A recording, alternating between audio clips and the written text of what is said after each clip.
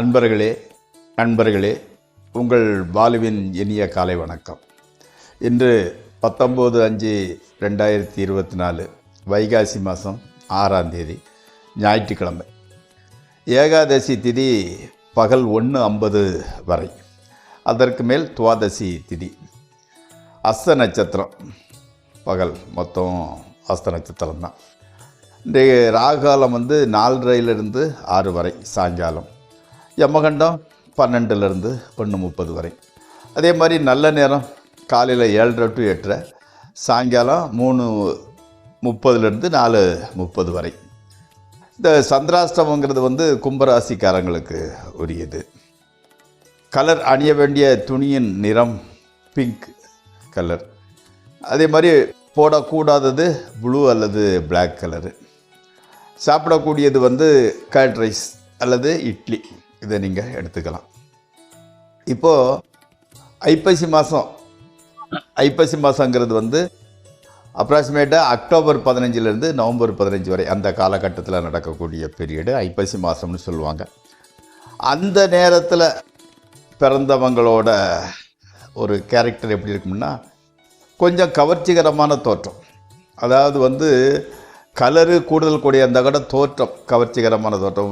உதாரணத்துக்கு அந்த காலத்தில் சரோஜாதேவி கலரு கம்மிம்பாங்க, இப்போ இலியானான்னு சொல்லுவாங்க. இவங்க கலருங்கிறது வேறு, தோற்றம் பார்க்குறதுக்கு ஒரு கண்ணுக்குள்ளே குளுமையாக இருக்கிறது மாதிரி கவர்ச்சிகரமான தோற்றம். அதே மாதிரி இவங்க மீடியம் ஹைட், நடுத்தர உயரமாக இருப்பாங்க. உருண்டையான தலை. அடுத்தால எப்படின்னா, நெற்றி பாகம் ஒரு விரிந்த நெற்றி. புருவம் நல்லா வளைஞ்சி மை தீட்டினது மாதிரி இருக்கும். அவங்களுக்கு இந்த தலைமுடி ஷைனிங், அதாவது பளபளப்பான தலைமுடி. அதே மாதிரி பார்வையே ஒரு கனிந்த பார்வை. அந்த சிலருக்கு பார்க்கும்போதே பவர்ஃபுல்லாக இருக்கும், சிலருக்கு கொடூரமாக தெரியும், சிலருக்கு கோபமாக தெரியும். இவங்களுக்கு கனிந்த பார்வை. அந்த பார்வையை பார்த்தாச்சுன்னா அவங்களுக்கு மற்றவங்களுக்கு இவங்க மேலே ஒரு அஃபினிட்டி வர மாதிரி ஒரு கனிந்த பார்வை. அதே மாதிரி முகம் சிரித்த முகம், மலர்ந்த முகம், எப்போவுமே சிரித்தது மாதிரி இருந்துக்கிட்டு இருக்கும். அதே சமயத்தில் இவங்க உடை அலங்கார பிரியர். ட்ரெஸ்ஸு, புது ட்ரெஸ்ஸு போடுறது, நல்லா அலங்காரம் பண்ணிக்கிட்டதில் ரொம்ப இன்ட்ரெஸ்ட்டு ஜாஸ்தி. இவங்க வேகமாக நடந்தாலும் சரி, மெதுவாக நடந்தாலும் சரி, ஒரே மாதிரி இருக்கும். ஸ்டெப் அளந்து வைக்கிறது போல் அவரோட ஸ்டெப்ஸு இருந்துக்கிட்டு இருக்கும். ஆமாம், இப்போது இதை பற்றி ஐப்பசி மாதம் பிறந்ததை பற்றி ஓரளவு சொல்லியிருக்கிறேன். இனிமேல் அந்த 12 ராசி பலன் நிகழ்ச்சிக்குள் செல்வோம். இந்த ராசி பலன் நிகழ்ச்சி உங்களுக்கு பயனுடையதாக இருந்தால் சப்ஸ்கிரைப் செய்யுங்கள், நண்பர்களுடன் பகிர்ந்து கொள்ளுங்கள். இப்பொழுது ராசி பலன் நிகழ்ச்சியில் முதலில் மேச ராசியை பார்ப்போம். மேசராசிக்காரங்களுக்கு இன்றைக்கி அம்மாவுடன் சின்ன கருத்து வேறுபாடு. வண்டி கொஞ்சம் பிரச்சனையை கொடுக்குது. அதே மாதிரி அந்த சர்வீஸுக்கு விட்டுருதீங்க. ஆமாம், கொஞ்சம் செலவு தான், பட் நல்லபடியில் இருக்கலாம்ங்கிறதுனால அதை சர்வீஸுக்கு கொடுத்து ரெடி பண்ணதுக்கு சொல்லியிருக்கீங்க. வாடகைக்கு வீடு ஒன்று வாடகைக்கு விட்டுருக்கிற வீட்டிலேருந்து வாடகை இன்னும் சேரவில்லை. ஆமாம், தொழில் கூட கொஞ்சம் டல்லாக தான் போய்கிட்டு இருக்கிறது. அடுத்து ரிஷபராசி. மகன் அல்லது மகளுக்கு வேலை கிடைச்சிட்டு, உங்களோட வாரிசுகளுக்கு வேலை கிடைச்சாச்சு. தொண்டை கொஞ்சம் கரகரப்பாக இருந்துக்கிட்டு இருக்கிறது. கணவன் மனைவி ரிலேஷன்ஷிப் ஓகே, நன்றாகவே இருக்கிறது, அதில் குறை சொல்றதுக்கு ஒன்றும் இல்லை.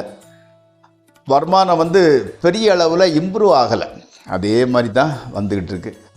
அலைச்சல் சற்று அதிகமான அலைச்சல். ஏற்கனவே அலைஞ்சிக்கிட்டு இருக்கிறது, இப்போ கொஞ்சம் ஜாஸ்தி அலைய வேண்டி இருந்துக்கிட்டு இருக்குது. அதுக்கு தகுந்த மாதிரி தொழில் பரவாயில்லை, ரகம் ரொம்ப மோசமும் கிடையாது, போய்கிட்டு இருக்குது. அடுத்து மிதுன ராசி. பணப்புழக்கம் கொஞ்சம் டைட்டாக தான் இருந்துக்கிட்டு இருக்குது. கடன் தொல்லை ரொம்ப ஜாஸ்தி ஆயிடுச்சு. அப்போவோட சின்ன மிஸ் அண்டர்ஸ்டாண்டிங், கருத்து வேறுபாடுகள் இருக்குது. பிரயாணம் ஜாஸ்தி, பிரயாணம் பண்ண வேண்டியது இருக்குது. அந்த பிரயாணம் எவ்வளோ தூரம் அலைஞ்சாலும் அதுக்கு தகுந்த மாதிரி வெற்றி விகிதம் அதிகரிக்கலை, அதே மாதிரி தான் இருந்துக்கிட்டு இருக்குது. நம்பிக்கை தான் வாழ்க்கை, நம்பிக்கிட்டு இருங்க, நம்பிக்கை வைங்க, கண்டிப்பாக வெற்றி நிச்சயம். அடுத்து கடகராசி. நண்பர்களை சந்திக்கிறதுக்காக கொஞ்சம் பிரயாணம் கொஞ்சம் தூரத்தில் இருக்காங்க, அவங்கள சந்திக்கிறதுக்காக போகிறீங்க. தேவைப்பட்ட அளவு பணம் கிடைக்கிறது. கொஞ்சம் வேலை இல்லாமல் சிலர் நீண்ட நாள் முயற்சிக்கு பிறகு இப்போது வேலை கிடைக்கிறது. கணவன் மனைவி உறவில் வந்து கொஞ்சம் பிரச்சனை இருந்தால் கூட வெளியே காட்டிக்கிறதில்ல. வெளியே எல்லாரும் நீங்கள் ஆதர்ச தம்பதி மாதிரிகள் தான் நடந்துக்கிறீங்க. மாணவர்களுக்கு வந்து கல்வி நல்ல முன்னேற்றம் தெரிகிறது. அடுத்து சிம்மராசி. குடும்பம் சந்தோஷமாக இருக்கிற நீங்கள் செய்கிற செலவும் எடுக்கின்ற முயற்சிகளும் ரொம்ப அதிகம்தான். முயற்சிகள் உழைப்பு அதிகம்னா கூட எதிர்பார்த்த வெற்றி இன்னும் கிடைக்க மாட்டேங்குது. ஓட்டப்பந்தயத்தில் வந்து சுமையை தூக்கிட்டு ஓடுற மாதிரி தான் இருக்குது உங்களோட நிலைமை. சின்ன விபத்து அல்லது வந்து கால் ஸ்லிப்பாகி கால் சுளுக்கு அந்த மாதிரி போன சின்ன சின்ன பிரச்சனை வந்து விலகுகிறது. அடுத்து கன்னியாராசி. தொழிலில் நல்ல லாபம் கிடைக்குது, பரவாயில்லை. ஆனாலும் அது உங்களுக்கு பத்த மாட்டேங்குது. வர லாபம் சரிபாடலை. உத்தியோகத்தில் கூட இன்வால்மெண்ட்டு வரமாட்டேங்குது. என்னென்னா ஏதாவது எதிர்ப்பு இருக்கணும், இல்லைன்னா வந்து அப்ரிசியேஷன் இருக்கணும், ஒன்றுமே இல்லாமல் இருக்கிறதுனால வந்து ஒரு இன்வால்மெண்ட்டோடு செய்ய முடிய மாட்டேங்குது. இன்வால்மெண்ட்டு மனசில் வரமாட்டேங்குது. இருந்த போதில் எப்படின்னா குடும்பத்தினர் வந்து உங்களை வந்து தவறான கண்ணோட்டத்தில் தான் பார்த்துக்கிட்டு இருக்கிறாங்க. உங்களுக்கு வந்து கடவுள் பக்தி ஜாஸ்தி இருக்குது. அந்த கடவுள் பக்தி உங்களை பிரச்சனைகளிலிருந்து கண்டிப்பாக காப்பாற்றும். அடுத்து துளாராசி. புதுசாக வியாபாரம் என்றவங்களுக்கு இது சரியான காலகட்டம் கிடையாது. கொஞ்சம் வெயிட் பண்ணுங்கள். வர வேண்டிய பணம் இன்னும் கைக்கு வந்து சேரலை. வருதுன்னு கேட்டுக்கங்களா, வந்து சேரவில்லை. அம்மாவின் உடல்நிலையில் சின்ன பிரச்சனை, வயசாகுது இல்லையா, பிரச்சனை வந்துக்கிட்டு போய்கிட்டு தான் இருந்துக்கிட்டு இருக்கோம். அதே மாதிரி வந்து ஆஸ்பத்திரிக்கு அழைச்சிட்டு போய் பார்க்குறீங்க. ஓகே, டாக்டர் ஒன்றும் பயப்படுறதுக்கு ஒன்றும் இல்லை, நார்மல் தான்னு சொல்கிறாங்க. நண்பர்களிடருந்து சப்போர்ட் எதுவும் கிடைக்கவில்லை. அடுத்து விருச்சிக ராசி. தேவையான அளவு ஃபைனான்ஸ் ரொட்டேஷன் இருந்துக்கிட்டு இருக்குது. உத்தியோகத்தில் உள்ளவங்களுக்கு நல்ல சமயம். குழந்தை இல்லாதவங்களுக்கு கூட குழந்தை பாக்கியம் உண்டாகிறது. தூரதேச பிரயாணம் செய்ய ஒரு வாய்ப்பு கிடைக்கிறது. உபயோகித்துக்கிடுங்க, போயிட்டு வாங்க, கொஞ்சம் சம்பாதிச்சுக்கோங்க. மனைவியுடன் ஆர்குமெண்ட் செய்வதை குறைத்து கொள்வது நல்லது. அடுத்து தனுசு ராசி. சோம்பல் குணம் சற்று அதிகமாகவே இருக்கிறது. நெருப்பு ராசியான தனுசு வந்து ஃபயரி சைன், அதாவது நெருப்பு ராசின்னு சொல்லுவாங்க. நெருப்பு ராசியில் பிறந்த நீங்கள் வந்து இப்போ ஒரு வருஷமாகவே எந்த விதமான எஃபர்ட்ஸ் இல்லாமல் அப்படியே போய்கிட்டு இருக்கிறீங்க. கூடுதல் முயற்சி பண்ணால் கண்டிப்பான உயர்வு, உத்தியோக மாற்றம் கண்டிப்பாக கிடைக்கும். கணவன் மனைவி ரிலேஷன்ஷிப் ஓகே, ஒன்றும் பிரச்சனை கிடையாது. அடுத்து மகர ராசி.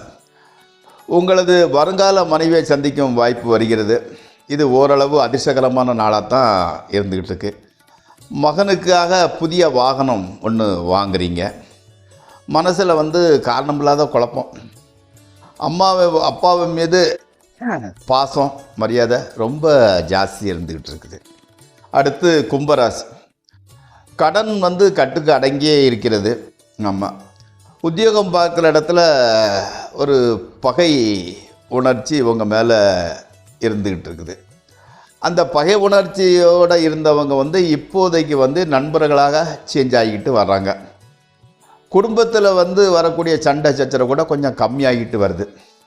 மனசில் வந்து நீண்ட நாளாக வந்த காயம் கூட கொஞ்சம் குறைய ஆரம்பிச்சிடுச்சு. அந்த மனோவலிங்கிறது வந்து கொஞ்சம் கம்மியாகிட்டு வருது. ஓகே, நல்லது.